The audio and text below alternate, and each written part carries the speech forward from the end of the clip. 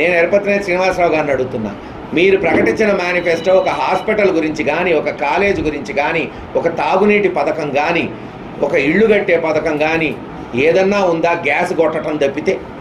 ఇంటికి ఒక gas cylinder ఇస్తాడంట 5 సంవత్సరాల్లో, అది కూడా సంవత్సరానికి ఒకటి కాదు, 5 సంవత్సరాలలో నెలకి 15 రూపాయలు లబ్ధి చేకూరే ఒక గ్యాస్ సిలిండర్ ఇస్తాడంట. దానివల్ల ఏంటి లాభం?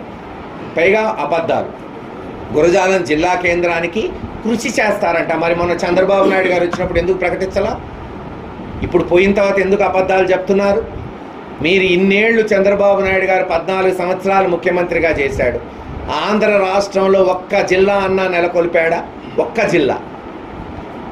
ఉట్టికెగర లేనోడు సాగుతున్నట్టు స్వర్గానికి వెళ్ళాడంట. జీవితంలో ఒక జిల్లా చేయలేనోడు కొత్తగా జిల్లాలు చేస్తా అంట. ఎందుకు మాయమాటలు? ఎట్టన్నా గెలవాలి, మాయమాటలు చెప్పాలి. మీ జీవితంలో ఏమీ చేయలేదు. ఈరోజు అది ఇస్తాం, ఇది ఇస్తాం, అది ఫ్రీగా ఇస్తాం. పాలనా సౌలభ్యం తెచ్చింది వైఎస్ఆర్సీపీ పార్టీ, సచివాలయం వాలంటీర్. ఈరోజు మీరు అది తీసేస్తామంటున్నారు. అసలు దాని మీద మీ స్టాండ్ ఏందో చెప్పండి. అలాగే సంక్షేమం, హాయిగా ప్రతి ఇంటికి టెన్షన్గా డబ్బులు వెళ్తున్నాయి. ఇలా ప్రతి విషయంలో కూడా సమర్థవంతంగా గురజాల నియోజకవర్గాన్ని తీసుకెళ్ళాం.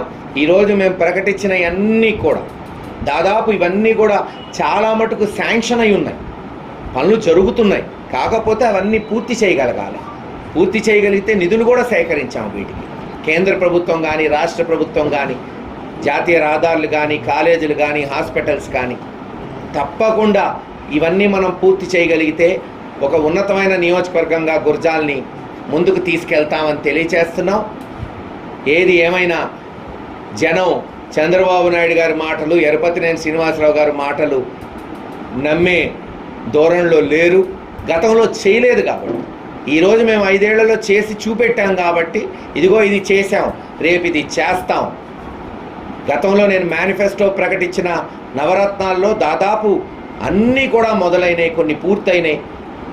ఉదాహరణకి దాచేపల్లి గురజాల మున్సిపాలిటీలు చేస్తామన్నాం, చేసాం. మెడికల్ కాలేజ్ తెస్తామన్నాం, తెచ్చాం. తాగునీటి పథకాలు చేపడతామన్నాం, ఈరోజు మీరు చూస్తున్నారు.